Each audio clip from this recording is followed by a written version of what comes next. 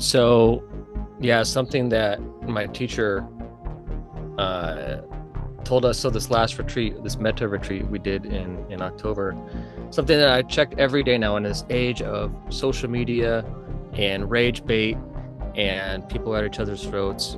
She said, check your mind for kindness every time before you speak, and you're going to save yourself a lot of trouble if you do that.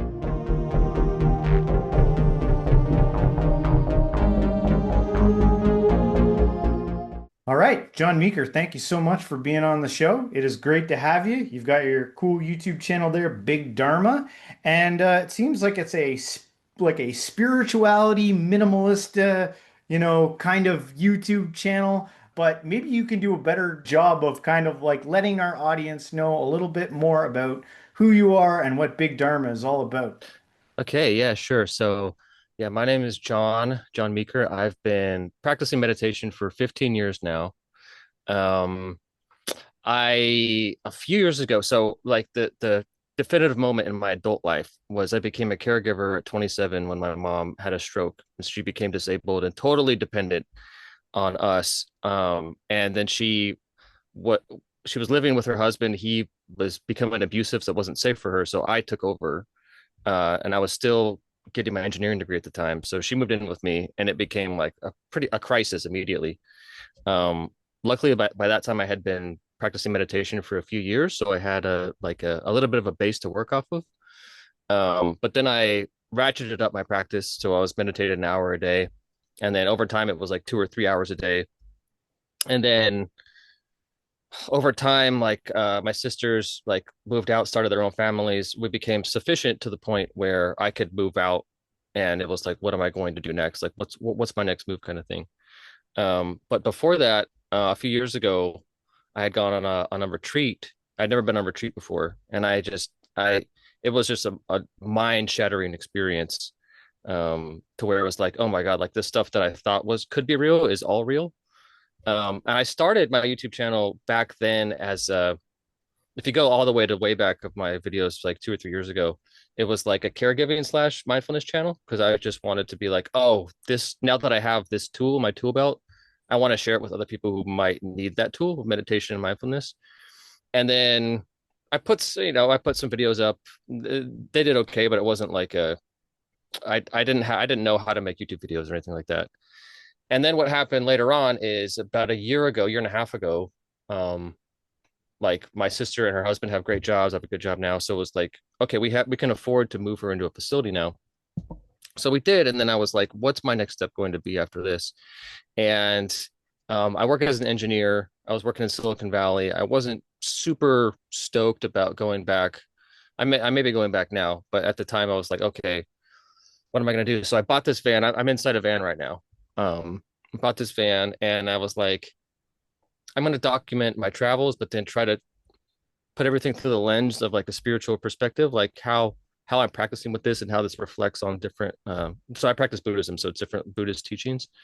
Um, and then as time went on, um, like work got kind of hard, and I was driving a lot, and I was like putting like 40 hours a week into these videos, and then also working. And I was like, okay, this is too much. Just something had to give, and I just started basically just talking about what I was interested in without any of the production value and the theatrics. And people really like those videos. So people, when I was like, okay, so now it's kind of like shifted towards like what of the most interesting spiritual topics to me, and then putting a short 2 or 3 minute short up around that with decent production value, and hoping that other people like them. And I've been getting a lot of people writing to me saying like, oh, your stuff is so great. Like, I like that you talk about meditation from like a grounded, rational, logical perspective, and not like, all these like crazy like astral projection and all this. Like, to me, like that stuff's cool.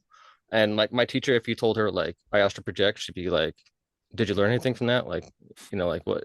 She wouldn't be impressed at all. She'd like dissuade you from doing that. And I try to bring that. So like the objective of my now of my channel is to, um we have this like loneliness epidemic, and like this age of isolation. And these are tools that I use that I make me happy and I think other people can use. And I try to maintain the credibility of keeping it grounded and keeping it logical and keeping it. So I try to like start everything from like a scientific perspective and then show how like these things, if you want to operate on that purely logical, empirical level, you can look at practice this way, and that's actually preferred. And so that's the way I practice, and that's the way I want to. I don't see a lot of resources out there, and that's what I want to try to provide. Wow. Well, looking at your van, it looks pretty cool. But the first thing I wanted to ask you after about you said you were interested in the loneliness epidemic. Do you ever get Mm-hmm. lonely being in the van? Oh yeah, oh yeah. Sometimes, I mean, I'm a very independent person to begin with. But when you don't see another human for, I mean, I see other humans, but you don't have a social interaction for 2 weeks. Whoa. I don't care like how independent you are. It's gonna wear on you. Yeah.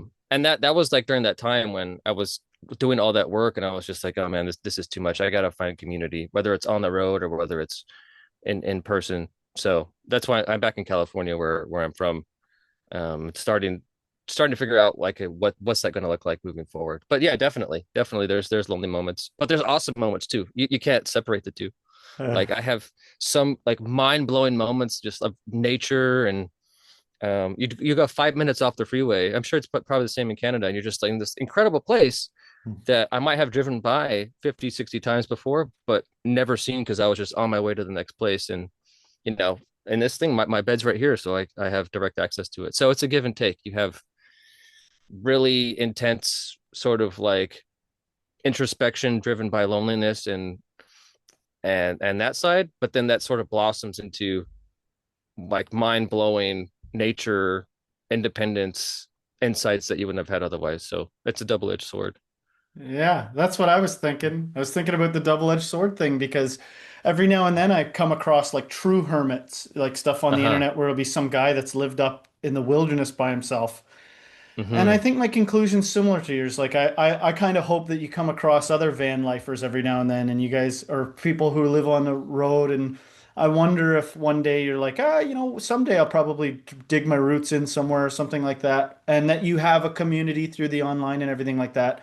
But I see what you're saying there, like the double-edged sword thing, like because in my own spiritual practice, I've practiced purposely going off on my own. Like Christmas just went by, and I did Mm-hmm. this weird experiment of like instead of going to every single event that happened over the holidays, I would like go to one and then not go to one and like feel the absence or whatever from Sure. that. I've done that periodically in my life. It's not a hardcore retreat, but I think it can just unplugging from the normal flow everybody else is in provides a ton of insight.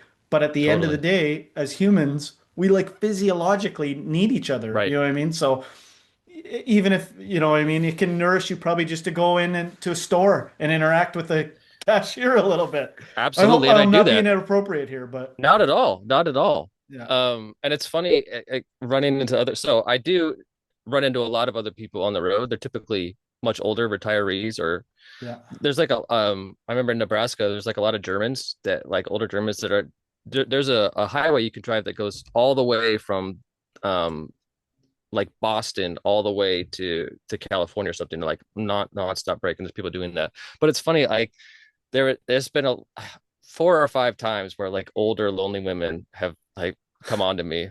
Like, and I have to be like some are pretty brash, some are pretty brazen. Like, do you have a girlfriend? I'm just gonna like, oh no, and but it's something you have to manage. But again, what with the insight thing is, I mean, I forget what I was watching. It was some Buddhist teacher, I forgot who it was, said like, if you're not directly confronting the dark things in your mind, you're not going to grow anyway. And so a good way to do that is to go out alone and be lonely and Yeah. let that stress come up. 100%. And even some of the Yeah. things that happen from what I'm going to classify it as a little bit of shadow work, which is bound to Sure. start happening when in isolation. I've done it. Um, some of the behaviors that come out of you as that's Mm, unwinding are probably better to not be around other people if it's not like a facilitated retreat. It's one thing if you're with a bunch of people that are doing the same thing and they're all letting that happen, but something about when you're on and then you're kind of venturing into shadow work, you might start shaking, you might start crying uncontrollably. Like I don't Totally. know. Oh, there's been Whatever you've been suppressing is probably what's going to come out. a lot of tears, and a lot of. So yeah, I went through an interesting. This is interesting you bring that up. So during those 11 years of caregiving, there's sort of like a lot of suppression's sort of the wrong word, but a lot of like needs that are not getting met. Because you're just in this life, you have those responsibilities. It's like having an infant that never grows up, and like it's years and years of that build up, and you see your friends going off, starting families, starting companies, doing stuff, and you're not doing that, right? And so, I think inevitably, those parts of us that are human, and you might say unresolved, but I don't mean that in a pejorative way. Um, that starts to accumulate, and you don't really see it. So those kind of become delusions after a while, and like things that are like not again like not resolved. And then when you're out there, exactly like you're saying, those things kind of come up to the surface Yes. Yeah. and to be processed. And yeah, there's been a lot of tears and a lot of moments where I was like, oh man, why was I thinking that? Or it's like I and that stuff. And it doesn't even have to be as extreme as shaking or anything like that. It can just be like, oh, what do you do for comfort when your mind gets dark? And Yeah. watch what happens. Yeah. Reaching for Yeah. your phone, wanting to text that ex-girlfriend, like all this stuff where it's just like this is just discomfort and stress.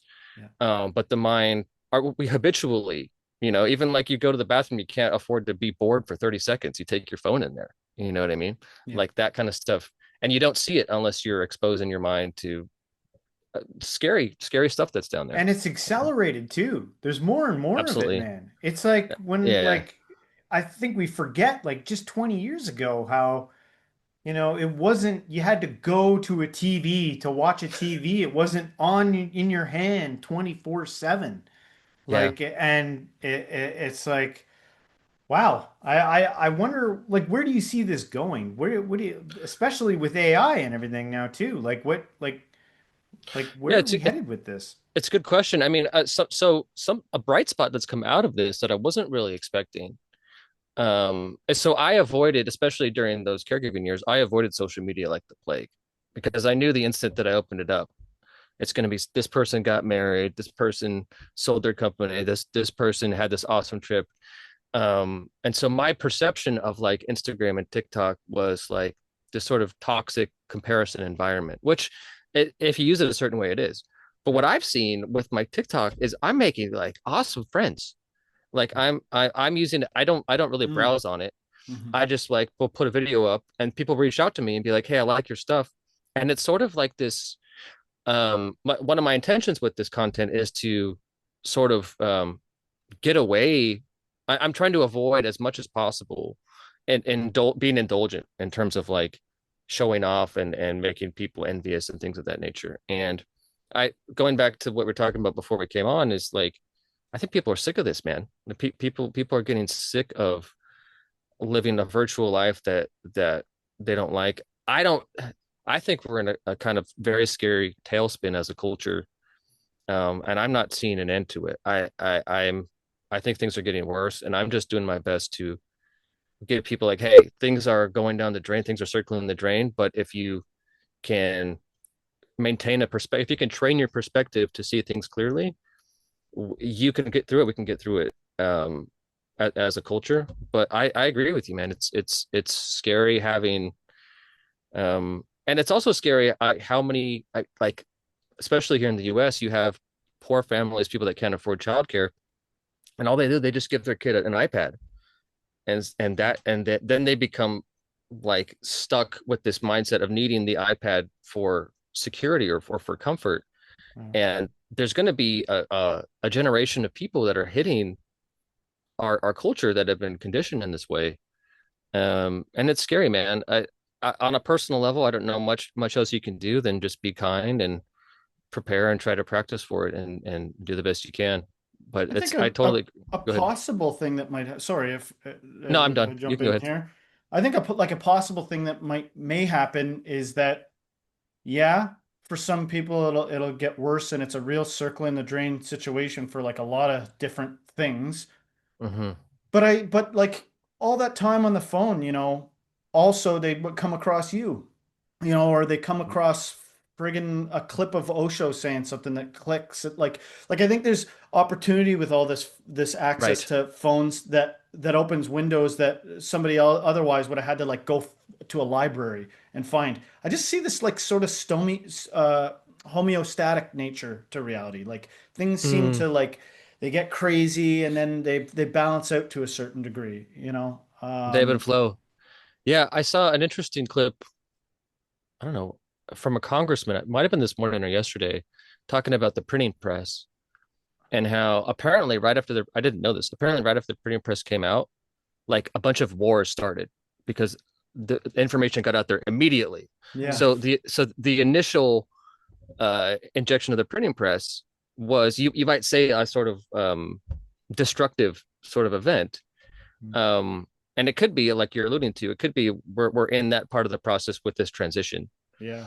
Yeah. For And many it could, things, yeah, like I many think, things. Yeah. especially with AI exacerbating everything, I think that there's some things that are a lot of people are agreeing are like, oh shit, shit's about to hit the fan in a lot of ways. Yeah. But I think as humans, we're like incredibly resilient over that. Like when you look at one of the things you should use AI for if you're going to use it is go do a deep dive into what all of human history was like to like 200 years Oh ago. yeah. It's like you'd be very grateful for where you are now. Totally. And I'm not trying to be like a smartass. I just think that sometimes you talk to people and they're like, I think everything's going to resolve and we're headed to a mass awakening worldwide. And then some people think that things are headed towards like the apocalypse. And I'm kind of just presenting the idea that maybe it'll be, an apocalypse for some Mhm. and heaven for some, depending on where your attention goes. You know what I mean? Like very hard. Some nuts are very hard to crack. You know what I mean? When Totally. somebody's like, life is about me conquering you. You know what I mean? You're like, Yeah. shit, what am I gonna do? Nothing I can say. You Yeah. know what I mean? I wonder, like, I feel this sort of sense of foreboding, and I feel like I sense it in other people, but I wonder if that's just the way people always feel, once I they know, get older. yeah. Subtle So, foreboding, yeah, yeah. yeah. I think it's weather in the system. Like I'm sure you've come across this term because all three of us walk in spiritual circles. But the term of I find it so helpful that it didn't used to be, but only recently I find this analogy helpful where it's this emotions and feelings like that, foreboding or sort of general anxiety can be perceived as like weather moving through the system. And oftentimes, Mhm. if you do sit, you're like, it did pass. It did sort of like pass through my system, you know? I mean, that's literally so from the Buddhist perspective, that's literally no different than weather, because from the Buddhist perspective, there's no separate self Yeah. and everything is impermanent. And so every phenomena that the body is experiencing, the mind's experiencing, is literally no different Yeah. than leaves from a tree or clouds in the sky. Yeah. So yeah, I agree with that. I think it can be helpful if you can some people right away, nope, not dealing with not even any bad feelings. But that's how I lived most of my life. Most of Mm. my life was in distraction, you know? Oh yeah. Well, it's also just people aren't prepared for the intensity sometimes. Yeah. Like someone like I have family members who I don't think they would be able to handle sitting alone for 20 minutes just because they've been so conditioned to not let themselves ever let their mind get scary or dark at all. And those when those things come up, I mean it could be very intense in the body and very intense in the mind. So Yeah. um yeah. So I'm with you. Like it's best to train yourself to allow yourself to feel those feelings, but some that's a big step for a lot of people. I'm worried sometimes. Like I used to be a little more reckless in my frustration, but I think part of getting Mm-hmm. older is it's not even a spiritual thing. I think part of getting older Mm-hmm. is kind of settling down into who you just are. You know what I mean? Like some of your own temperaments coming to a reconciliation with your literal like biological temperament. Yeah. But when I was younger, I was a big proselytizer, and even on this show, we've Mm-hmm. got tomes of videos where I'm proselytizing. And but I recently I'm going, well, what use is it? Like I used to think like, well, I'd rather get the truth into you and you become catatonic because of it Mm-hmm. than you continue to go around hurting everybody. But I'm Yeah. realizing something about that, like that's an ego. That was my own issue. Like, I demand truth and transparency. That's my own karmic shit that I Mm-hmm. actually had to let go of a little bit. Or I'm working on letting go, I suppose, still. Yeah, yeah. What I mean, whenever that always points to something unresolved in ourselves, Yeah. right? Whenever we feel like we have to change the external Yeah. world, Yeah. Oh um, yeah. Yeah. always. And I definitely went through that phase where I started having like really powerful experiences of real insight, real breakthroughs, and just telling everyone, "Oh, dude, you got to meditate. You got to do this." And you end up sounding like that annoying guy, I know. I like know. what's different? Like you're the guy at the party that everyone's avoiding because you're just talking about Yeah. meditation all the time. Yeah. So you're actually not serving the cause at all doing that anyway, right? I think it's a phase. Like I think it's It's a literally phase. the John the Baptist phase or something. Like you got tattered rags, you're in a potato sack on the fringes of society. But you know what I mean? Like I think that Yes. there's a Yeah. return. I think that there's a return, no matter whether you're a traveling man or you're rooted in some town or something like that. I think that Hmm. there's a little bit of like a return once the therapy and catharsis is completed enough, and then there's a return back to like I don't need to be a full hermit right now. I can come down from the mountains and interact with the people. Yeah, and I'm on one of my first, might have been my very first retreat. I had been considering starting a YouTube channel, and I getting kind of deeper into the mind and thinking like, okay, is this coming from a place of me wanting to help, or from a place of me wanting to show what I know, Yeah, or yeah, me yeah. wanting people to be impressed with me? Hmm. And what the one of the teachers said is like, you also can't extract yourself from the culture that you exist in, right? So if we exist in this Western culture where the way that we show our worth is by demonstrating how we have original ideas and individual achievements that are good, it doesn't reflect poorly on you necessarily that you, in this capitalist system, that you want Capitalize on to capitalize on it. Exactly. it. Exactly. So, but I think, as you mature, you start to see like, okay, even if I do capitalize on it, what is the value of that ultimately?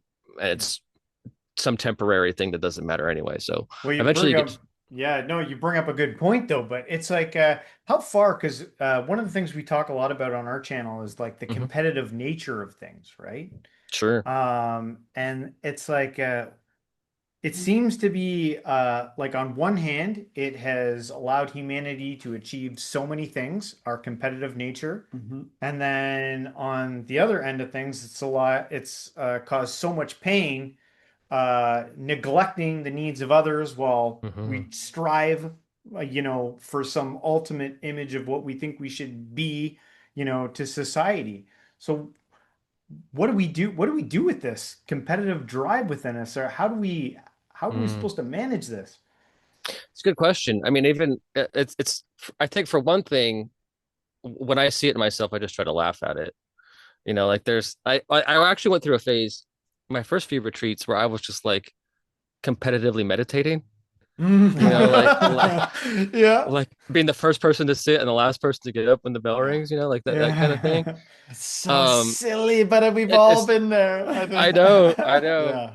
Yeah. Um, I think it's something that we just have to, like we are talking about before, like understand that it's a constraint of the system, right? Like Mhm. talking about this like from the engineering perspective, like competitive human beings are going to be competitive, and we've had some wisdom already in our culture where we like, okay, let's channel that into sports, let's channel that into that, but there's ways that can be that can be dark, and unproductive. Something that you're alluding to there is, the political situation is getting kind of crazy, and one really um, prominent voice in the culture. He's not a part of it, but he writes about it. Is Jonathan Haidt? I don't know if you're familiar with him, I think I've but heard the name.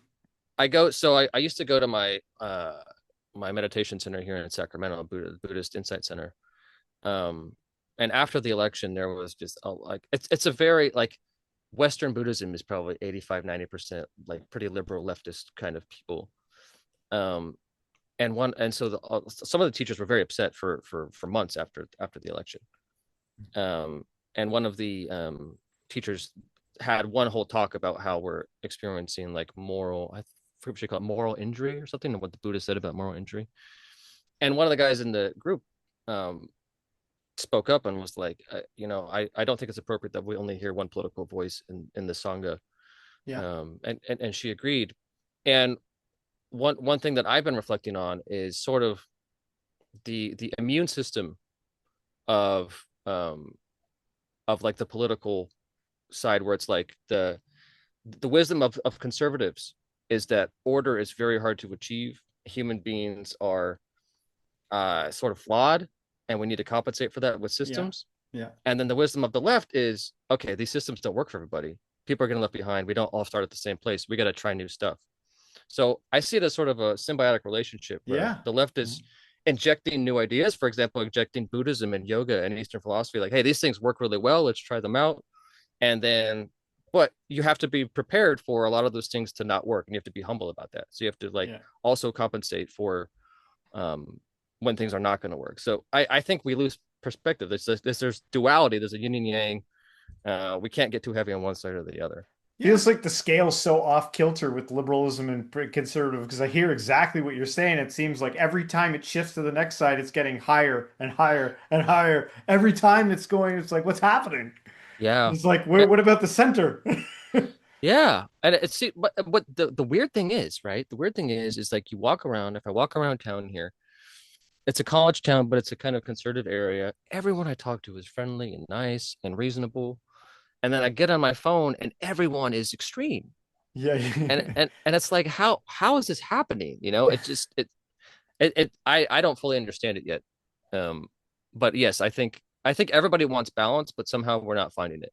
Well, the way I feel like prior to, I don't know, I feel like we've gone through chunks where it was a liberal uh environment and we saw like the results of that. I really like the way you described the conservative way of like how constraint works and the real risks and why that's not like foolish to be and stuff Right. like you gave a good defensive conservative mindset, right?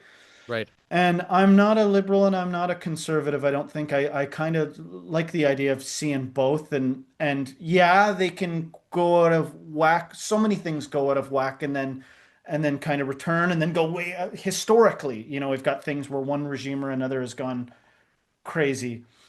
Yeah. But I think that there's probably figures every now and then that are categorizably like maybe they're even like low key a liberal, but their avenue is conservatism, and they keep an eye on that. They're aware of what would make us turn into like a some kind of hellish political landscape, and so that like there's more than just three people solving the world's problems. You know what I mean? Yeah, And, totally. and there's people out there with their eye on some of these things. And it's just scary because we all have a history and we have a human history. We have an inborn history. We know how bad it can be and how bad betrayal can hurt and everything. But I think that there's something to be said about like also the fact that it's not dependent on you. If the like you could probably remove one person from the earth and the world would be even figure it out. Yeah, Um, it's that's something I'm coming to terms with myself, is just like how I'm really not that important. yeah, Like I'm, and that's tough. It's a tough pill to swallow for someone who I've something that I've learned about myself through my practice is that for a long time, most of my adult life, if not all of it, I've just relied on ambition as a coping mechanism. yeah, Like working my way to yeah, something better than what's happening right now. yeah, Um, and that's just folly. Like you got to work to live. You got to work for your community and for your employer and for your friends and family. It's very important, but there's a limit to that before now it becomes pathological. yeah. And I've gotten much deeper in my practice, become a much better and more effective meditator by relaxing and learning to let go. Yeah, yeah, and like I saw this Tony Robbins clip forever ago, and it was this guy that showed up to the Tony Robbins thing with his wife, and his wife is like ostensibly a hippie. Like she looks like a hippie, and I think he even had some hippie shit on him. And Tony Mm-hmm. Robbins like was like, you, and he like zoned in on them, and he was like started like t the woman like wanted to say something. He was like, yeah, yeah, yeah. And he started talking to the guy, and he was like he kept like through a series of questions, he deduced that this guy had been accommodating his hippie wife and sort of denying things that were authentic to himself.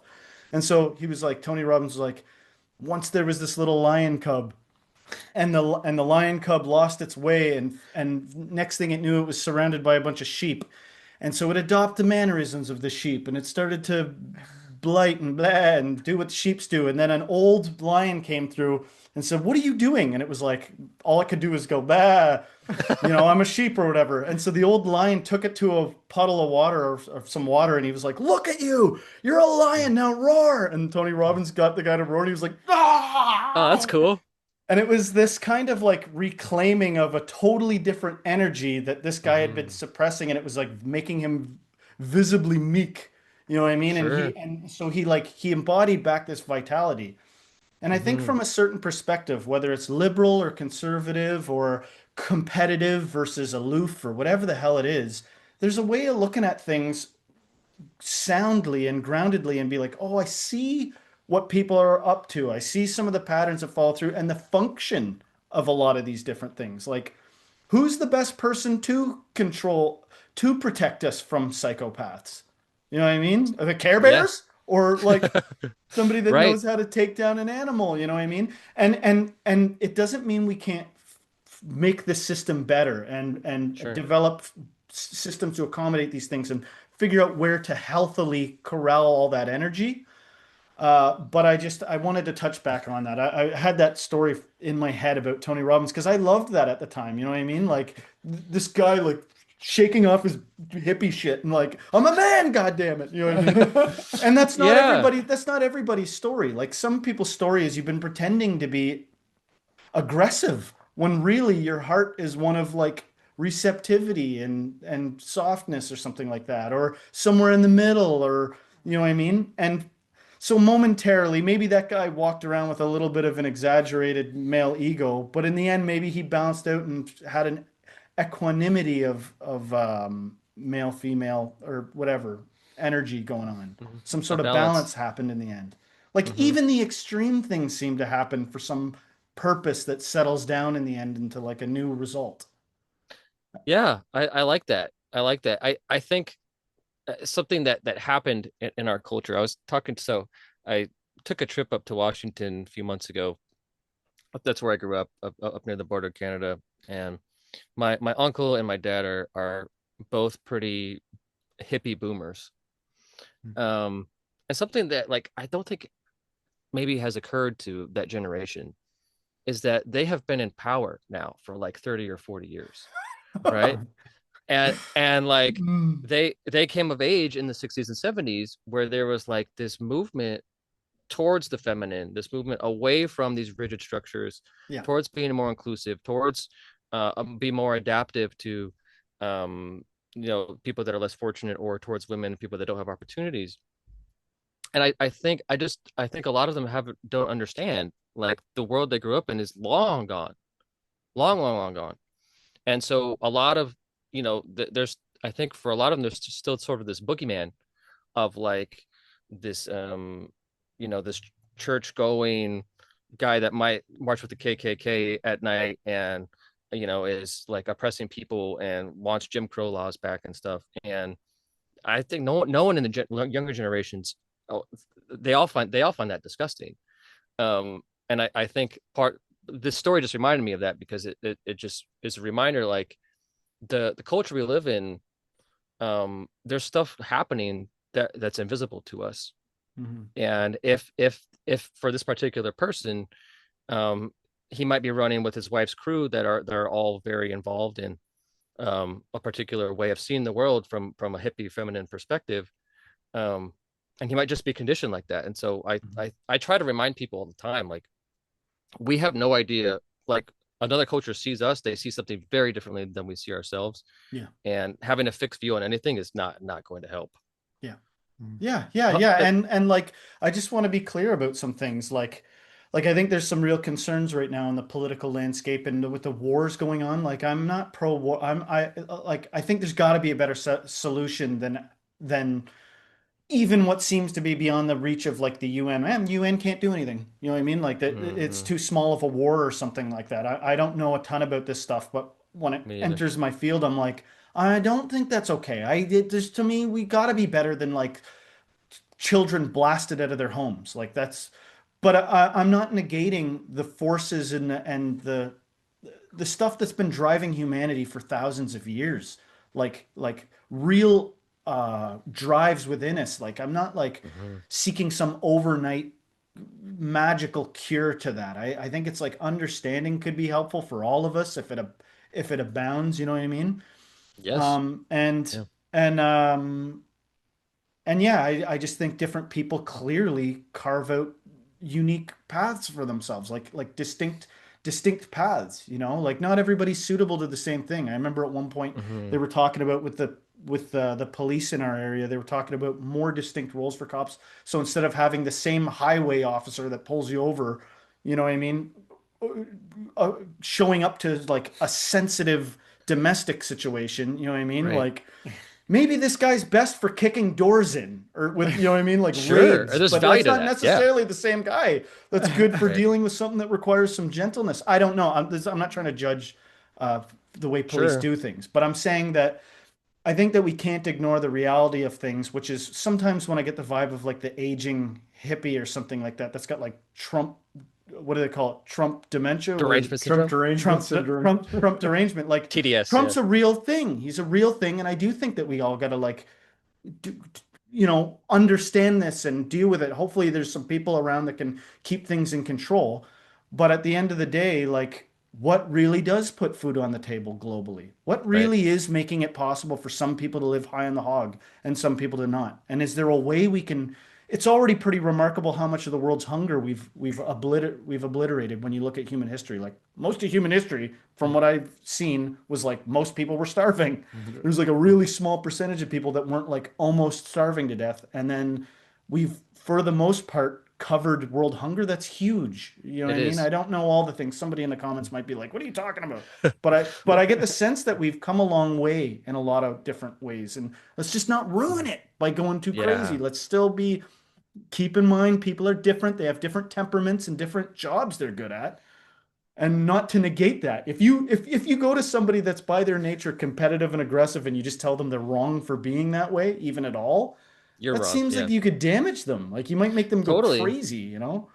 Yeah. Yeah. While you were speaking, I mean, tying this back to the spiritual perspective, I think there's this misunderstanding that spirituality is like accommodating and there for your comfort and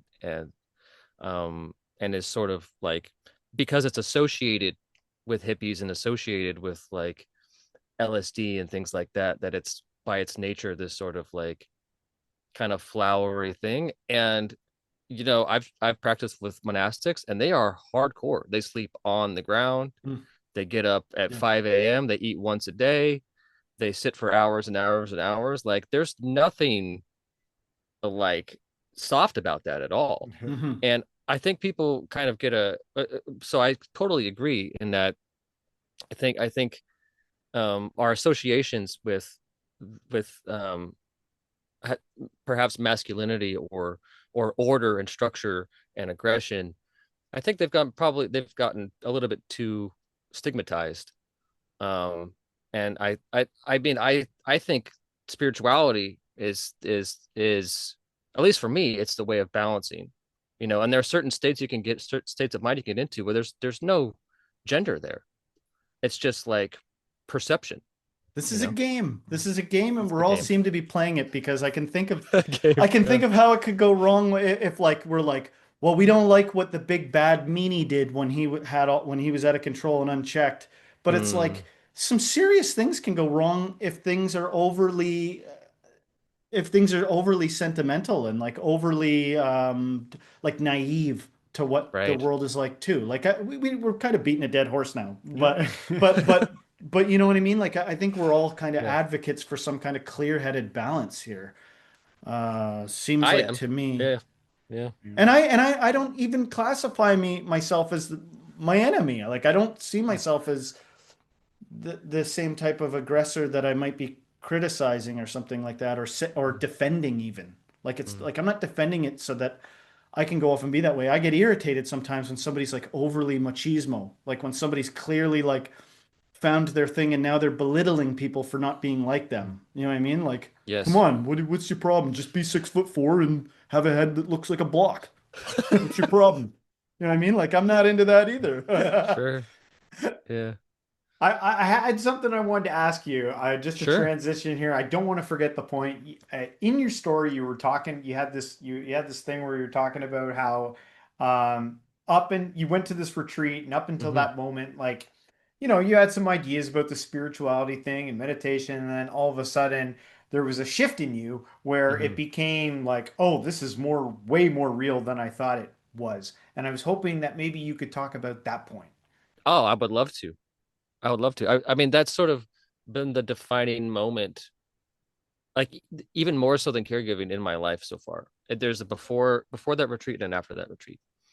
Mm. And I'm not sure how familiar you guys are with Buddhist meditative practices. Um, A little bit.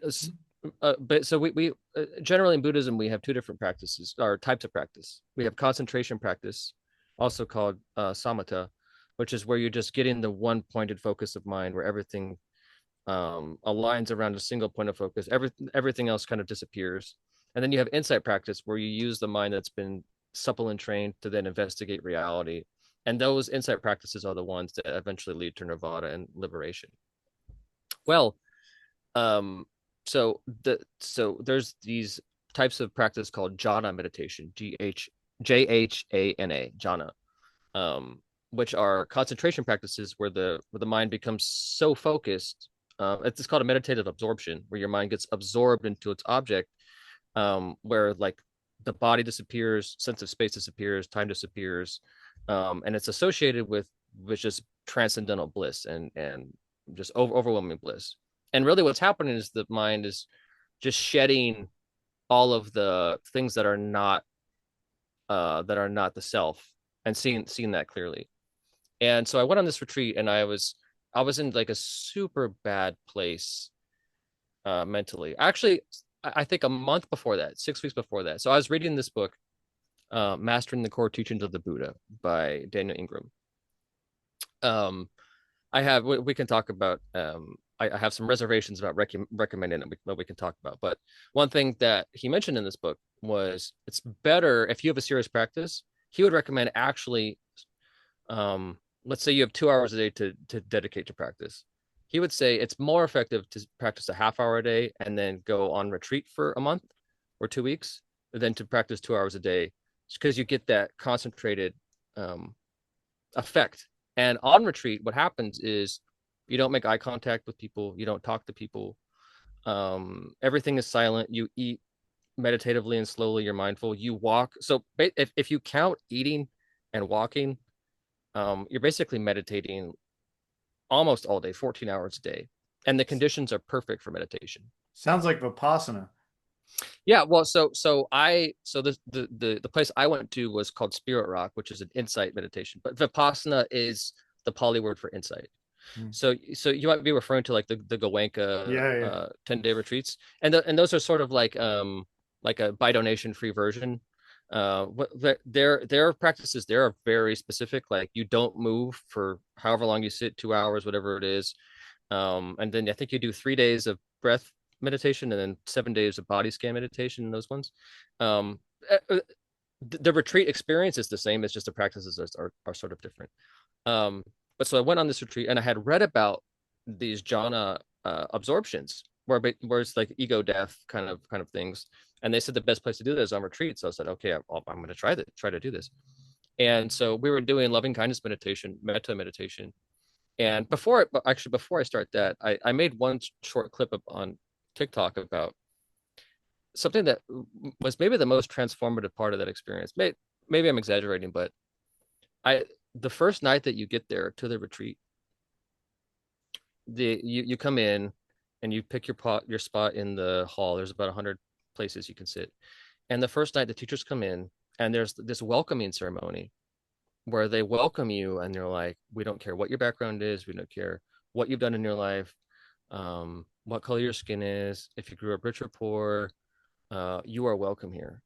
And I actually burst into tears at that moment because I couldn't remember the last time that I had felt that way, that I had been given that kind of welcome where you can Explicitly welcome.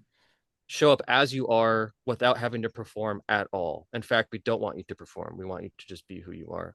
And I was like, maybe when I was 5 at my great grandma's house, like that's the Yeah. last time, Yeah. Yeah. And I think a lot of people, a lot of adults may have never had that. They may have Mhm. never had a place where they went and they were encouraged to be exactly who they are, like not in like a toxic positive way, but Yeah. like in a genuine like Yeah. be who you are in my presence and it's fine.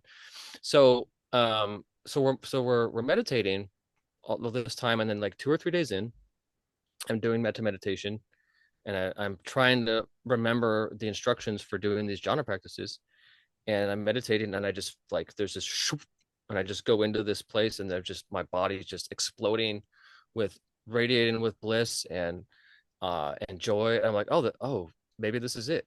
And then when I came out, everything had changed. Like everything was different. Um, my sense of self was gone. There was no boundary between me and the person next to me. And then we started doing. So this was a Brahma Vihara retreat. So the Brahma Viharas are a set of practices in Buddhism. Brahma Vihara means heavenly abode. That's what it translates to. But it starts with metta, which is loving kindness, and then you have karuna, which is compassion, mudita, which is joy, and upekkha, which is equanimity. And there are different ways to kindle this kind of um, these states of mind, basically, and you practice kindling those, and they become states of mind. And I was just like I was having compassion for people in my life that I'd never had compassion for, and I just seeing them from this new perspective that I had. And this was like I was at this point probably 8 years into caregiving, 9 years, not knowing if that was ever going to end, not if that's going to be my life forever. And just sort of I had resolved a month before that retreat, like, okay, if my life is just going to be suffering and being alone and isolated until I die, then that's what it's going to be. And I think just setting that resolution sort of opened the door to this new experience. And after that retreat, I just knew everything's going to be okay. Like, I know for a fact I have this place, this refuge I can go to in my mind. Hmm. And then, and having that, I was like, I want other people to know about this. And then I started going to my local meditation center. And from that point forward, I had been like a serious practitioner, but from that point forward, my life has actually been built around practice. Wonderful. And so your day-to-day life, like maybe this is a sort of a clunky question, but for the people watching that are interested, like would you say that you have found some sort of abiding awareness that maybe wasn't there like through these practices? Is it like something has switched over that is now Totally. with me, that I carry now with me and going forward? Like I'm not really backstepping. So No, since the yeah. answer is totally right off the cuff, does Mhm. that negate the odd ego flare up? Can you Oh, can no, you? all the time. I love Yeah. it. I love it. Thank you. Oh, A human, not an alien. oh no, absolutely not. I mean, I mean, on a daily basis, I Yeah. like until you're fully enlightened, that's just going to be a thing. And and and See, and, yeah. and even then, and Yeah. yeah, Sorry. go Go ahead. ahead. Well, I was going to say, and even then, I talk about this sometimes with people. They have misconceptions about ego. Like ego is not an enemy. Ego is just like your body's operating system for the world, and that's not. It's a naturally occurring phenomenon Hmm. that you just gain perspective of where it's not appropriate or where it's not going to be helpful. And I say like meditation demotes your ego from CEO to advisor, where before it's running the show all the time, including places where it's not supposed to be. And then afterwards, you'd be like, okay, ego, what do you think about this? Oh, okay, that makes sense. Let's do that. Or actually, that's not appropriate. Yeah.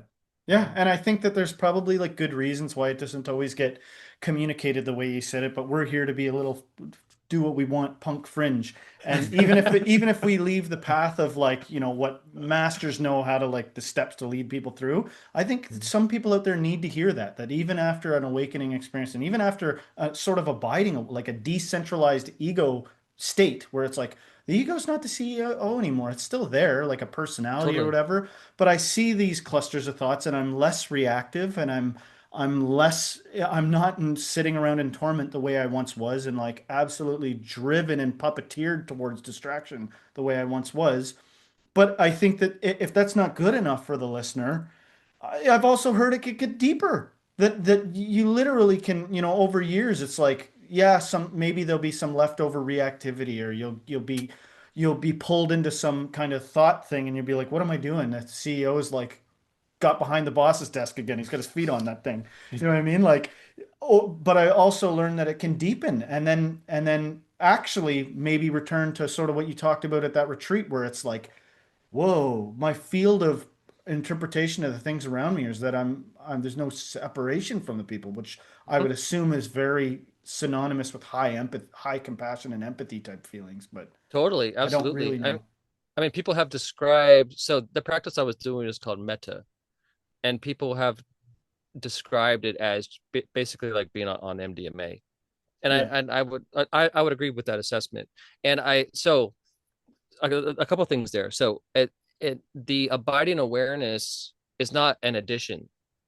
It's the things that were preventing you from seeing it have been are gone, Yeah. right? Yeah. So the layers of reactivity and the automatic patterns that were sucking the energy away and blocking your view of it have been cut through, so and released so that they're gone.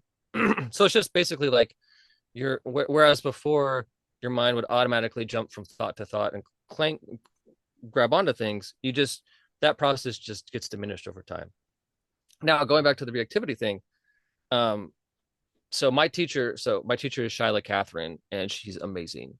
And the reason I sought her out was because after this experience, I started practicing with the local Insight Center, the local Vipassana Center in Sacramento. The teachers are amazing. That I consider them family. They're great, but they don't practice concentration. They don't practice jhana. They only do Vipassana. And I was like, okay, I want to master this stuff. I want to get good at it. So looked around in the area in California, and she's in the Bay Area, and this is Northern California, so like 3 or 4 hours away. And I signed up for a retreat with her. And first I was very intimidated by her because she's very renowned. She's like, I don't know if you would call her famous, but she's very renowned she's like up there. Like she shares the stage with like the top monks in the world when she goes on like teaching and stuff. So and she has more than 9 years of silent retreat practice. So I was intimidated by her. But one of these retreats, somebody asked her, so in Buddhism, there's in Theravada Buddhism, which is what I practice, there's four levels of enlightenment. So you have stream entry, which are people who have seen Nibbana once, and then there's once returners, so people like the layer above that, where greed and ill will get severely diminished, where it takes a lot to trigger them. And then a non-returner, where those are gone forever, and then an arahant, which is effectively a Buddha, um, has no self. There's no conceit. There's no I forming ever. There's never any ill will. And there's a few other characteristics. Um, and so somebody asked her if she's ever met an arahant, and she said, I don't know.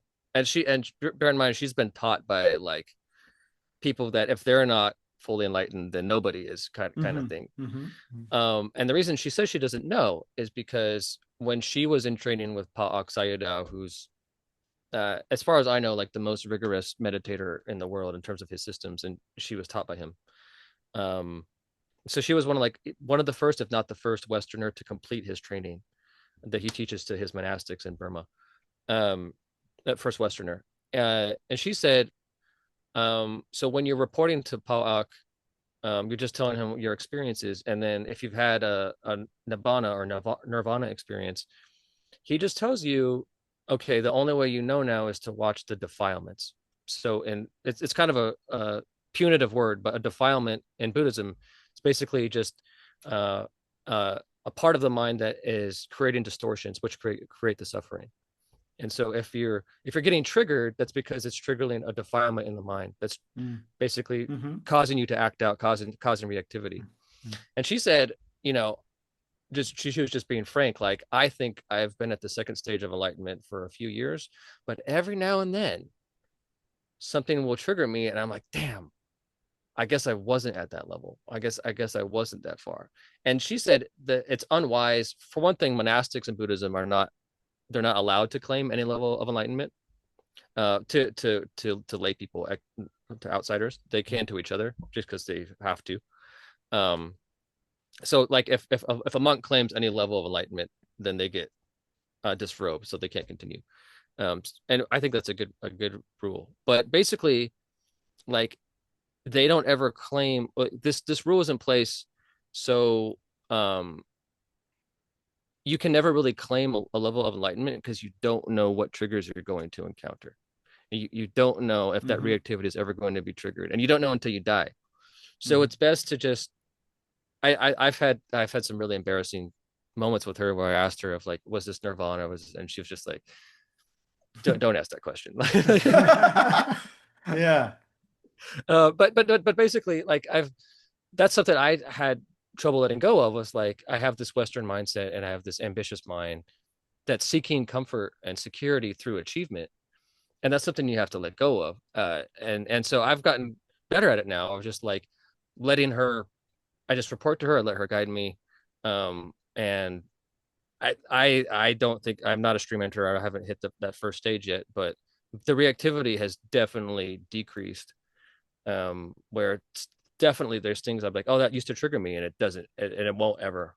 Whatever that was has been released, and it's usually through tears. It's usually, I'll Mm. be on retreat, I'll have some experience, some memory that'll come up, and you can see, it's really cool. You can see the mind's habitual desire to push it down or to react. You can see that in real time and relax that. And then when you relax it, whatever that dark thing was, whether it's a memory or something that, it's usually some pain that you've learned to use avoidance to deal with. When you disarm that, then you let the mind experience that original pain. Just basically just like therapy. And once you fully process that, that trigger is gone. And the cool part is that the energy that you were using to suppress that thing, or to deal with it, has now been released back to the mind and to the senses. So yeah, you kind of get permanent upgrades in your perception and your awareness. Yeah. Have you ever had anything like super strange, like abstract and weird that you didn't even know was in your brain show up inside of those retreats or those long sits and be like, what the heck was that? Um, so I could tell you about a couple experiences. Um, there's definitely been some suppressed memories. Like, there's definitely been some times where I'll have this really big opening, and following that, there'd be like some memories of like seeing my mom's body in the hospital, and seeing her body mangled, and seeing like stuff that I saw once and didn't know that I had pushed down, and then it came up. But I can tell you about a couple of experiences that I had meditating. One was, so I was trying to, so I was like on my second or third retreat, and I was like, oh, I can do these jhana practices. I want to do them, and I didn't know what I was doing. It's just like, I didn't have a good teacher at that point, so I was just going off of videos and books. May or may not have been good instruction. And I'm sitting there and I'm like pushing myself as hard as I can on the cushion, like, oh, like trying to clamp onto my object as hard as I can. And I'm like, okay, that didn't work. And I relaxed. And the instant that I relaxed, the instant I gave up, I was like, okay, the rest of this, I'm just going to do nothing. It was like something took over my body, and like focused on the breath. I've never done this practice officially, but like focused on the breath to such, it was such a constant focus. There was not a microsecond of distraction, was focused on that. And it was like, I don't know for how long, 5 or 10 breaths. And it just, I opened up into this space where there's this like white sphere just appeared and got massive, and just engulfed the entire room, and then engulfed me. And then I was just hanging out in this place where it was just whiteness. I don't know for how long. And then I came out of that, and then there's a kind of vipassana practice you can do where you look at the changing nature of sensations and changing nature of things. And usually you just go, you from like observation to observation. And this was like incredibly fast. Like, I was seeing like things pop in and out of existence, and I didn't know what this was, and then so the bell rings, and I get up and I go upstairs to do the walking meditation, and it was just as if the entire world was just like, had melted into like a flow state, where I just saw things becoming other things, and I was like, oh, this must be nirvana. It's one of those things where it's like, oh, this must be what that was. And but when I told my teacher that, she just kind of smirked and was like, don't get attached to it. And for me, it was like the most mind-blowing experience I ever had. And then I think it was that night, I'm in bed. I wake up at 3 a.m. just like, I wake up and I just start having these visions of these, like, it was kind of halfway between a waking and a dream. of like these giant flowers that are like the size of skyscrapers that are blooming in and out of existence. And I see this um like this hill made of gold with this river made of golden water in my mind. It was not exactly not exactly my mind's eye, not exactly a dream, but somewhere in between. And I asked my teachers, like, I wrote him an email what that was, and he never responded. So, like, I I love it. The track record of your teachers dismissing those things, and I bet you know this, that there's like a difference between something that's going to be like we live in a culture of like I'm going to an ayahuasca retreat type culture, and then somebody comes back and like their hair's braided and they're wearing a 1960s hippie shirt and they can't wait to get to the party and tell everybody right, what they know now. You know what I mean? right, right, But I hear you, because I think so many of us on our journeys, like whether we've like literally tried psychedelics and had some ego breaking moments and stuff like that, like they're definitely profound and they mean they something. And are. I bet your Mhm. teachers are even sort of like gentle and understanding about that.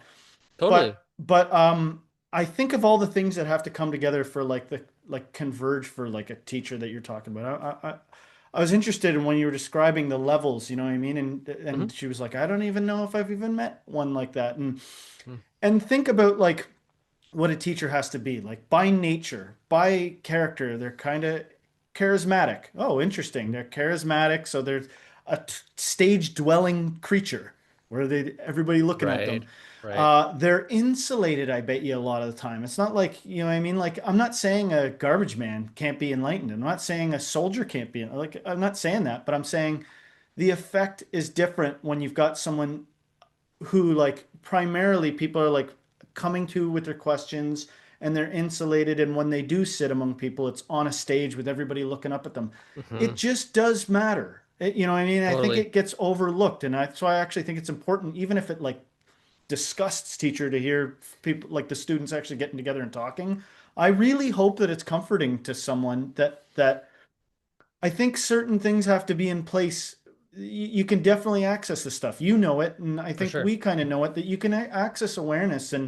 And some people talk in terms of black or white, all or nothing. Like, no, it's got to be one giant shift and that's that. It's like, Mm. well, sometimes that's a little mundane. Like sometimes it doesn't look like extreme, and sometimes it is a prolonged thing, and the ego oscillates or perception oscillates a little bit from ego identification to ego decentralization. Like that, all that stuff occurs, and in a teaching sort of what is it, like whatever the word is that means, like in a teaching sense, it gets it gets like overshadowed by like method and stuff like that. And so I think that there is something here.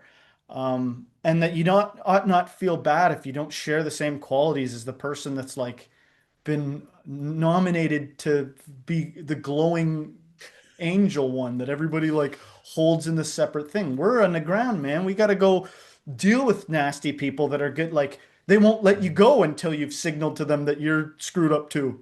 All right. You know what I Mm. mean?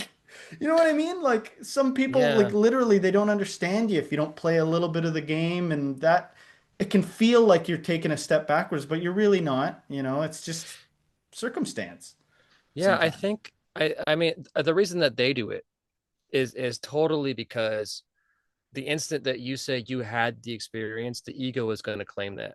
Yes. And I know Yes. that's something you're You going got to to be have real to vigilant about that. Yeah. unpry that over time. And so, Yeah. and there's been times with her where it's like she's like brutally honest with people. Um, and some of the retreat centers that I go to, like the practice meetings with the teachers, are become more like group therapy, where people are like, because these things come up in retreat, and people are Hmm. like, oh, I haven't thought about my brother that died 5 years ago, and it's coming up now. But when you sit with her, she just wants to hear about your practice and how your practice is going. And there's been people that are like in tears, and she's just like not accommodating that, not in a harsh way, The original but Chat GPT. It's got all sort the of. answers with none of the emotion. Yeah, yeah, yeah, I've heard yeah. about it. I've heard that this is because I've asked ChatGPT. I was like, why does Osho come off like a cold sociopath? But people seem to like people that knew him are like they can't barely talk about him without crying. Some of them Mm, because it was that also that same thing that you said where they go, you're welcome completely the way you are. I'm not threatened by you. I'm not afraid of you. I just accept you. And you know what I mean? It's That so translate as love. That translate like love. it's exactly what it is, and it's Yeah. so incredibly transformative.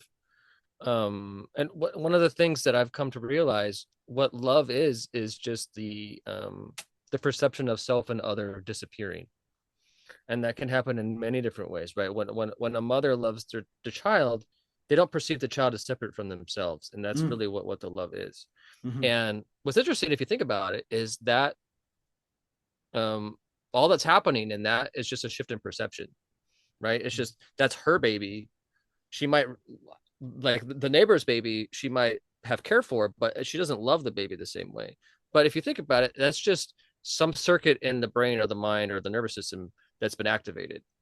And so if you can figure out a way to activate that for all people, then you can do it. And that's what these Certain practices are. conditions I think apply. Like Yeah. it's bizarre because people have spontaneous enlightenments and stuff like that. Mhm. But for most people, the question is like, well, what can we do to recreate these conditions of enlightenment that lead to what I'm going to call love as equivalent to radical acceptance, like accepting. You know, what's a mother doing when she loves her baby unconditional? It's unconditioned. I love, Right. like, I can't even help but love you. You're part of Right. me. And Yeah. I think that for most of us that have been conditioned the opposite way, conditioned into like literally like speared into an arena to fight a tiger like a gladiator, we lost our inert our whatever the term is, our Innate. innate ability to like love like that. But through certain conditions, we can soften that, and you know. But think of the work that might take sometimes. Like for some people, of course, there's always freak situations and outliers and stuff like that. And some people are quick and some people are low. But if the understanding is there that like we can cultivate that, we can get, but first things first, we got to get you feeling safe. How are you supposed to go Right. around loving things that are, if you're Uh, convinced everything around you is your enemy, how are you supposed to get to that if that's how you feel physiologically? If we can get you utterly safe and utterly accepted, those things start to emerge from within, you know what I mean? And you can, the yes. parasympathetic system can chill out and then go figure. Now you got compassion for strangers Yeah. where otherwise you'd be super defensive. I'm glad you said that. That's exactly what it is. So I was, so I, going on retreat is my favorite thing in the world now. Like I spend all my vacation days just going on retreat, just because what I describe it as is exactly what you're talking about. I'm glad you brought this up. Is it's basically like open nervous system surgery, where like imagine if you go in for brain surgery, what they're going to do, you're going to have a very highly trained person, several very highly trained people in a sterile environment where everything has been finely tuned and carefully crafted. Yeah. Nobody comes in that door that isn't supposed to be there. So it's the definition of safe. And this is spiritual safety, exactly like you're describing. All of the conditions have been perfectly formed for you to go in there and feel safer than you've ever felt in your life. And then you can do the real work of letting go of these things that You're gonna see glowing balls sometimes, and you're gonna exactly. you might Yeah. literally have a nirvana event. You know what I mean? And Yes. here's the thing, I don't think that it is a consolation prize if like all you got was awakening. Like you want that. You know what I mean? You don't know what it's like to suffer and like to not be suffering. You know what I mean? Awakening is a good enough thing, but there are also peak states, and from what I understand, sometimes those peak states like can last a long time. But even if that's not part of it, you know what I mean? I think that's sometimes why the teachers downgrade those peak states because they're like, That is why. let's Yeah. focus on conscious awareness without being bullied by the ego in your head, you know what I mean? Which is Right. largely constructed by this culture, which is barbaric underneath the surface. Oh yeah.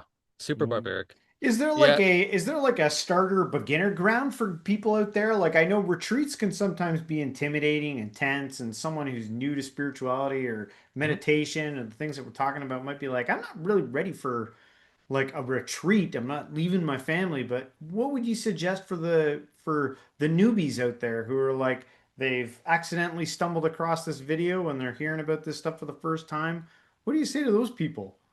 Yeah, great question.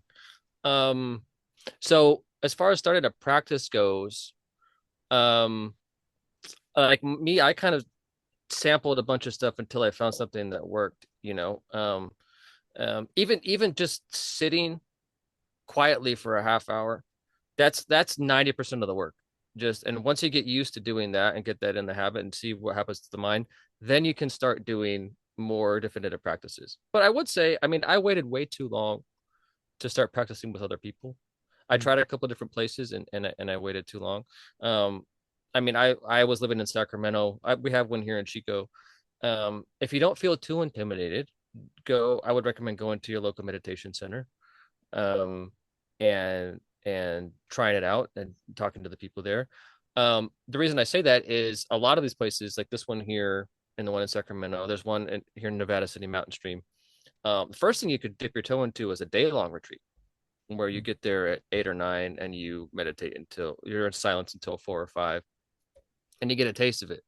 mm, And you can see what that's like, and that's typically oscillating between you're sitting for 40 minutes, walking for half hour, sitting for 40 minutes, and then there's a dharma talk where the teacher will talk about something, and then you'll have a lunch where you're eating in silence. um, so try that out, and I want to be very clear, um, that like I when I went on this retreat and had these experiences, I was like 12 years into my practice, practicing between at some points 3 hours a day, 1 to 3 hours a day. If you go in expecting to have that experience, you're going to be disappointed. So um, keep your expectations low. I will say you will there will be some permanent shift that happens. It might be, you might consider it minor, but there will be something in your mind that gets resolved that was unresolved before. How I got started as I just like watched YouTube and got books and practiced stuff till it found something till it resonated and stuck with that practice. Um, and the best way to start is just start like anything else. I'm sure you guys with this podcast, this YouTube show, you guys just started doing it, right? And you kind of learn as you go, and you feel it out. You feel what's right, and what your particular voice is too. Um, I would say like be patient with it. If there's an intro to meditation class, try that.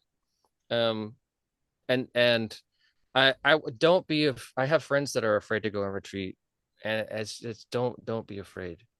Um, there's like we were saying, it's designed for you to feel safe.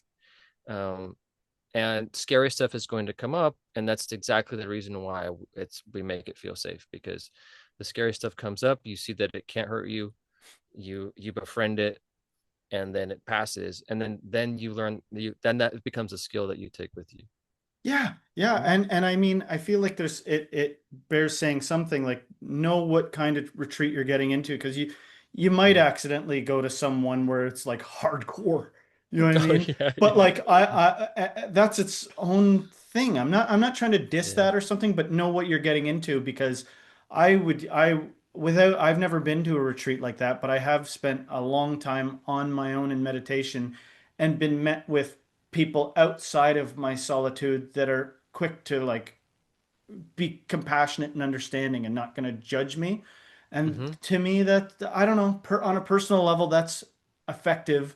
And I think that if you had the wrong idea and you went someone that were like hitting you with a stick or something like that, and you know what I mean, like all you get is Yeah, I mean, gruel, you might be that's like terrified or something, you know? yeah. So it's definitely, if definitely talk to the teachers, the people running it, to see if it's going to be one of those things. Yeah. Because I know in Zen that's kind of a thing that they do, where it's cultural thing from Japan or something, where you sit rigidly, and if you move, they come by and hit you on the shoulder with the stick. You know that, and in our practice, in Insight, Theravada, some of the sits, they're just like, make yourself as comfortable as you possibly can be. Like if that means Yeah, laying I back, love then that. it's like, do it. Yeah. Yeah, yeah. It's all different kind of schools of thought, and I Mhm. can't, none of us can know all things. And there's something impressive and cool about just hardcoreness. Like I even am Yeah. fascinated by it. But personally, I believe that I've had moments where like, holy shit, I can actually see for the first time because I was safe enough that I could Mhm. meet some of these things, like meet some of these troubling thoughts, and I think that's reflected a little bit in the type of retreats you're talking about. You know what I mean? Yeah, I would just say set an intention and stick to it. Yeah. So no matter what kind of sit you're going to be doing.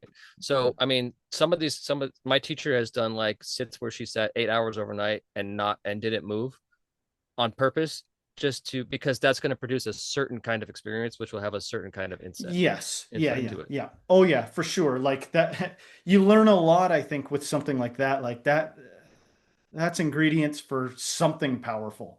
You know what Something, I mean? yeah, Like, well, you can't yeah, itch. You can't itch all those itches that are right, you never knew you were swarming with before. right. There's a beetle or a spider crawling on your arm, and Oh, good. you set a commitment and an intention to not move, so you're gonna watch what happens. Yeah, So and one of the yeah, things I think would happen with that, which parallels what I see, I presume is going on with yoga, like physical yoga, is is a body thing. Like, there's a big thing of this spirituality stuff, which is like I say it like this, like return to the body and free your mind. Like mm. return awareness to the body, like your feet and your toes and your hands, because a lot of us live above the neck and our bodies are numbed out from all Oh kinds of yeah, things. Return awareness to the body and then let your mind go. You know what I mean? Stop hmm, being your ego.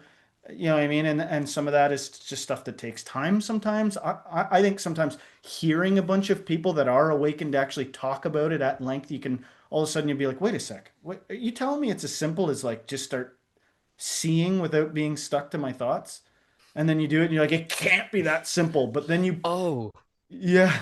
yeah. I want to speak to that actually. Yeah. Um, so it is that simple, right? The ego can't we can't accept that it is that simple though. We have to have this convoluted thing. An argument. Um, Yeah. yeah, and so it's interesting. I was so my first retreat with my teacher Shyla was 2 years ago now. And she teaches concentration with the breath. And I had been doing it using metta, which is the way I was doing it was effectively like a mantra meditation. So when you're doing concentration practices, you're just pinning your attention to one thing and holding it there. And we were doing the breath. Um, and I struggled so hard on that first retreat.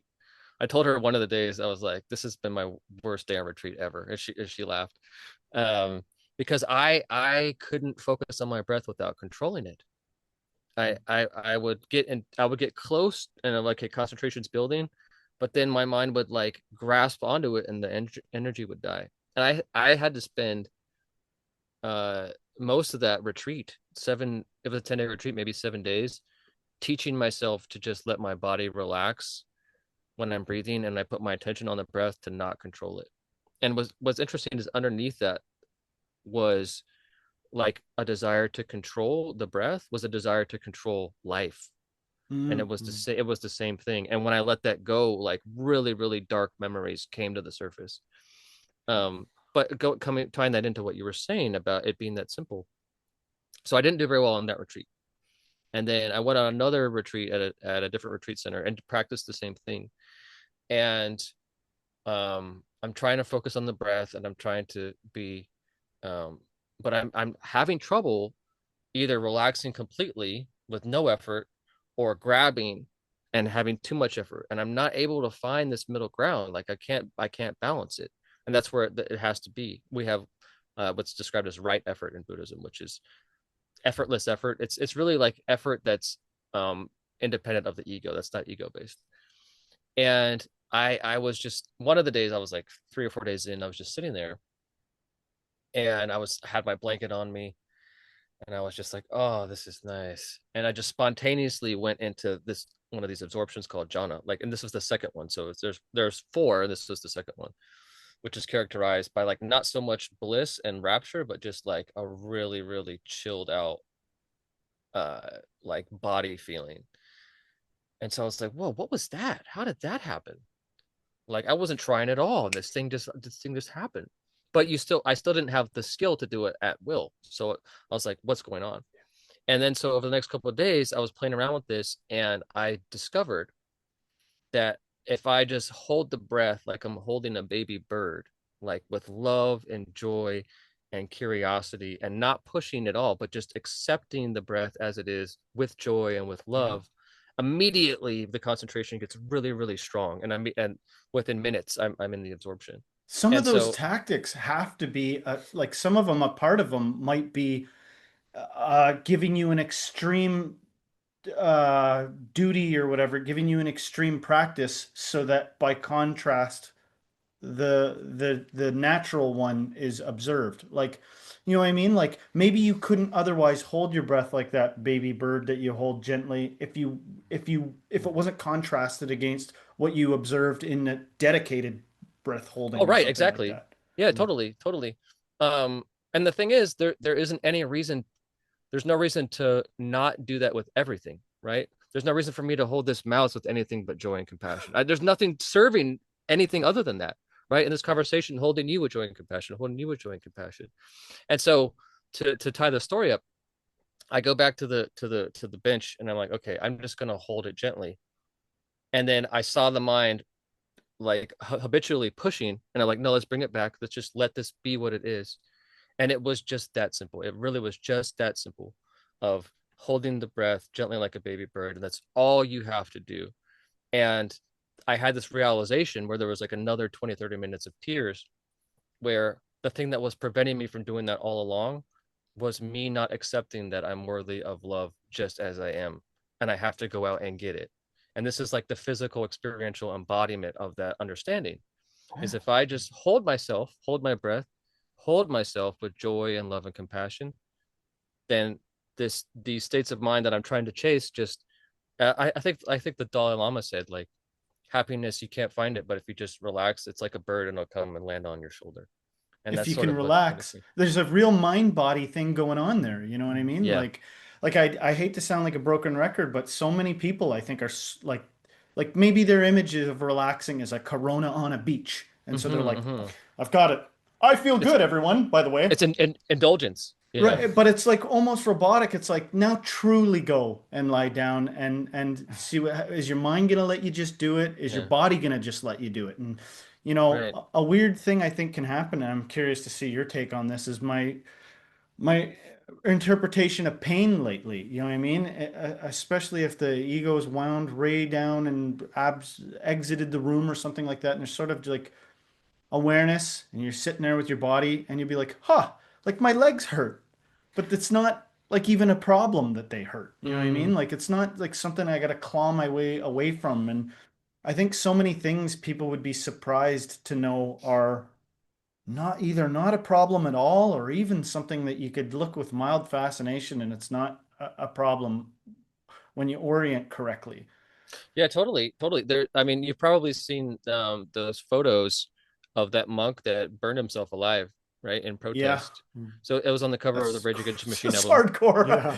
Yeah, right? yeah, And it's a so some famous photo. Everyone, yeah, right, and yeah, he's sitting there peaceful and serene, like much more serene than you are when you're sitting in traffic or even sitting at home watching TV. Like he's right. blissed out way beyond the guy with the corona on the beach, and he's burning to death, Yeah. right? And so there's an interesting book by Robert Wright called Why Buddhism is True, and he kind of talks about this a little bit. He had a friend that was a pretty hardcore meditator that, as an experiment, just went into a root canal and just asked them for no anesthetic, and just he I've wanted to heard observe. this. What's his name? We know who you're talking about. Shinyan Morty? No, No? he was a karate guy or I some sort of it, martial it it artist. it might be the same person. Yeah, but this is just in the story. yeah, Um, and basically, if your mindfulness is strong enough, which means that you're not letting sensations trigger thoughts and trigger suffering, the pain just becomes information. mm-hmm, No different than pleasure, no different than anything mm-hmm, else. And it goes mm-hmm. from this horrible thing to just a neutral sensation. So yeah, that doesn't surprise me. Um, but after all, like all that stuff, like the Buddha talks about the two arrows, right? So the first arrow is the pain, and the second arrow is our reaction to the pain and our blaming ourselves and ruminating over the pain. And Yeah, that's the part that is optional. And then if you get rid of that, then the pain, you can just see it as just a transitory phenomenon like anything else. Tough to do. Like yeah. that's a high bar to clear. You can But see yeah, it in real life with sometimes you'll see a parent, right? And you'll see a dad and a kid walking through the mall, and the kid will fall over, and the kid will go, meh, and the dad will go, ah, you're fine, scoop him up and go, whoa, you had a little thing there, and the kid's giggling. And then somebody else will go, oh my God, are you okay? Oh, this is right. horrible. And then the kids, before It you know must be it, they're bad. Yeah, utterly distraught. Yeah. I'm not trying to judge any kind of parenting style. I'm sure. concerned somebody out there is gonna. I understand that it's hard. but Not trying to minimize their experience. Yeah. but so many things are like that. Like, would that little injury be as catastrophized, or would it literally be like something you could just read as information? You know what I mean? Oh, Hmm. you know what I mean? That information tells me something tells me something, obviously. And if I don't make a story out of it, I don't have to suffer on top of it. Yeah, that Um, reminds me, a long time ago, 16, 17 years ago, right before I started practicing. This is probably one of the catalysts to me starting practicing. There's this TEDx talk by this guy named Sean Acor. Um, and it's like he called it like the happy secret to better work or something like that. Where he was talking about how, from kind of a secular perspective, um, so much of our perceptions and our suffering are just in the way that we're framing the experience. And mm, he gave an example of he was it's a funny example. He was supposed to babysit his little sister, and they're like hanging out in the bedroom, and his parents tasked him with taking care of her while they went for a nap. And they're playing with like My Little Ponies, like unicorns or something or whatever, and his like army men or whatever. And she falls from the top bunk onto the floor, like a good 5 or 6 feet, and he can see her face the tears start to well up, and he's like, "Oh shit!" Like she's gonna cry. My parents are gonna wake up. They're gonna get mad at me. This is gonna be a whole thing. And he said he just had the idea to say, "Oh my god, do you see how you landed on all fours? That's what unicorns do. You must be a unicorn." And immediately she's like, "Oh my god, I'm a unicorn." yeah. And that it was reframed instantly, where it's like she still had the pain and that experience, but it wasn't a big deal. And that's why the teachers are non-reactive sometimes. I think Exactly. sometimes when people come, they're like, like if you grew up in the 90s and you saw the whole phenomenon of like soap opera watching moms in the afternoon, you know what I mean? Like you may have come home to like the dimmed lights with Chardonnay, like, where have you been? You know what I mean? Like overly dramatic type stuff. I bet you Yeah. sometimes the teacher's like, I'm not mirroring you. Like sometimes we Right. can't help it because we're sympathetic things, and if somebody's Hmm. crying, you feel empathy and stuff like that. But in a tutelage situation, I bet you sometimes those teachers have caused people to walk away and go like, what the hell? You know what I mean? Totally. Like, why didn't you like melt when I was melting there? And I think it's because they go, because you're believing the story. Right. That's That's why. exactly why. We don't That's need to exactly why. do that. We can skip the drama, That's you exactly know? why. Yeah, that time that I had so I was on a retreat with her. This was a Vipassana retreat actually. So we weren't doing concentration. And I had this opening. I had this experience where I was meditating, and this void just appeared in front of me. This is spherical void, and it was there, and it was a blissful nothingness for like 20 minutes. And I've never had that experience. I wasn't trying to have it. It just happened.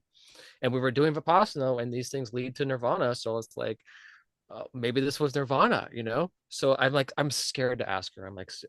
I wait like a day, and I catch her outside the oh no, I'm like sitting downstairs and just chilling out, and she happens to walk by. And I asked her, I described the experience, and I was like, "What was this, a nirvana experience?" And she she sits down next to me, she puts her hand on my shoulder, she says, "John, it's not helpful to ask questions like that." And then she just walks away, you know? And I'm Yeah. like, Yeah. she was very kind, like, well, there was nothing punitive about it at Yeah. all. But dude, I went upstairs to my room and I just yelled into a pillow, and I like was like, how could I be so dumb? And I was driving home, and I'm still a little bit bitter about it. Like, why did she do that? And I realized she didn't say anything mean. All she did was she held a mirror to me Yeah. and was like, however you react to this is what the teaching is going to be. And since I reacted in a bad way, in Oh. an egoic way, that was on me and not her. Sometimes I think that like some of these teachers, sometimes I think they take like some pretty almost like cruel tactics. Like this guy here thinks he knows his shit. I'm gonna pick at him till he has an explosion to show you Right. you don't have it. You know what I mean? Right. Look at you like even think of the glorious lessons you took away going home and punch. I love that you told us that you Yeah. went away because so many people are like, what the fuck just happened? You know what I mean? Why didn't Yeah.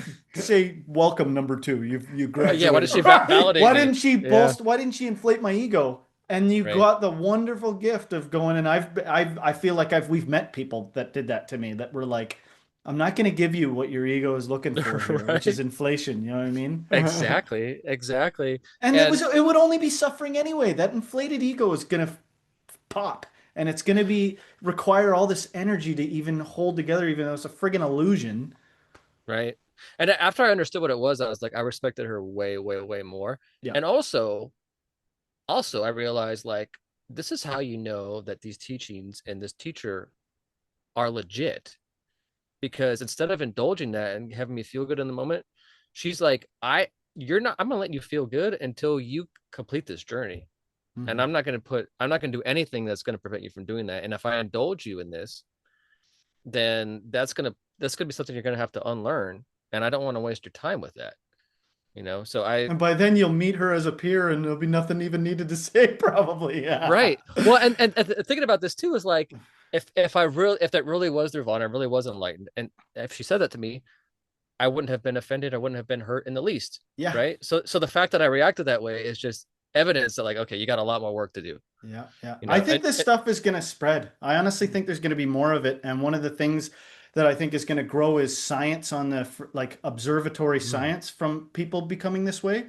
mm-hmm, Because one thing that hasn't been, I don't think, addressed too much because it's been so isolated, like because it usually happens within private schools or like private monasteries, or it's been relegated to retreats, and the barrier between the capitalistic Western world and this spirituality as like sanity. You know what I mean? mm-hmm. Spirituality It as really is. sanity at the end of Yeah, the yeah, day. I think it's gonna probably draw some attention. And one thing people might realize is what is going on neurochemically with this stuff, because it's reflected in physiology, some of these changes. absolutely. And I think another thing that will be acknowledged is, well, what is the function of people going into this state, and why doesn't everybody just already do it? You know what I mean? I think those Mm-hmm. are actually important questions that we probably can't get to here, but So I would recommend. So the most recent retreat I went to with my teacher was in October in Georgia. So she teaches one over there every year and one in California every year. And there were researchers there from McGill University who we had the helmets, and they had with all the electrodes, and yeah. they were measuring us and stuff. And something you might be able to get him on the show. He probably would agree, I would imagine. His name is Jonas Mago. He's a neuroscientist studying exactly what you're talking about in McGill. And I know he's gone on some other podcasts talking about his research, and he's looking for all the funding he can get. So he might be interested in. I can send you his info when we're done here. What does he look like? Nah, I can't ask that. I feel like I maybe recognize that name. That would be totally interesting. But John, I just want to say thank you so much for So awesome, so fun. spending some time with us today to tell us your story and talk about all the stuff that we've talked about. It's been amazing. One of the things we Great. like to do on the show is kind of at the end of it, we like to leave our guests with the last word. So for our Mm. audience, everyone who's watching this, if you have like one overarching message or one last thing you want to leave with everyone, I'll leave the floor with you to do that. And then maybe after you've done that, you can let our audience know where they can find you, what you got going on, and all that good stuff. Sure. So, yeah, something that my teacher uh told us. So this last retreat, this meta retreat we did in October, something that I check every day now in this age of social media and rage bait and people at each other's throats. She said, check your mind for kindness every time before you speak, and you're going to save yourself a lot of trouble if you do that. Oh, Um, yeah. so that's hard. It's a hard practice. That's what I'm Mhm. doing. You can find me on YouTube. Name of my channel is Big Dharma. I think my handle is at Big Dharma TV. Right now, my TikTok is the most popular. It's where I'm spending most of my time. Also, Big Dharma. I think my handle there is underscore Big Dharma. And I have a fledgling Instagram. Also, I think I have 73 followers right now. Also underscore Big Dharma on Instagram. So if you guys want to Yep. follow me and help boost my presence, that would be great. I'm going through a little bit of a lot of work at work right now, so I haven't been posting as often. But as soon as I'm through this patch, I'm going to be back to. I love doing this stuff. I love making content. It's super fun. It's addictive, and I have in my phone like literally hundreds of ideas of videos I want to make. So I'm on this train now, wherever it goes. Hopefully, Yeah, this works. awesome. Cool. That's great. Awesome. You got a Thank whole you, slew John. of This new was followers. great. Thanks so much for being on the show. Thanks. Thank you guys. This was great.